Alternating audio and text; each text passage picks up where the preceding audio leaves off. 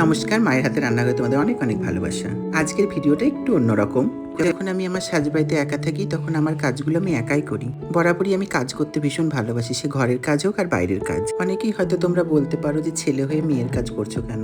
আর মাঝে মাঝে বেশ একা থাকতে ভালোই লাগে। নিজের কাজগুলো নিজে করার মধ্যে একটা আনন্দ পাওয়া যায়। আমি একা থাকতে খুব একটা ভালোবাসি তা নয়, সমস্ত রকম কাজকর্ম রান্না বান্না সবটাই আমি নিজে হাতে করি। আমার সেরকম বন্ধুও নেই, হয়তো বন্ধু ভাগ্যটা আমার খুবই খারাপ। আমার বন্ধু শুধু আমারই মা। আমার মা আমার জীবনের সব কিছু, আমার আর একটা পৃথিবী, আমার জগৎ।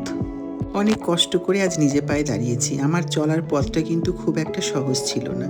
আমার জীবনে আমার বাবা মাই সব।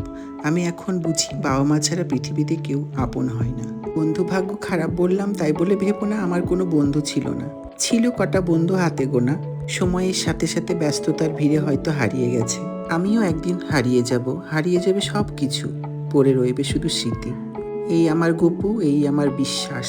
আমি ঈশ্বরকে সবসময় বলি আমাদেরকে ভালো রেখো, পৃথিবীর সকল মাকে ভালো রেখো, পৃথিবীর সকল প্রাণীকে ভালো রেখো।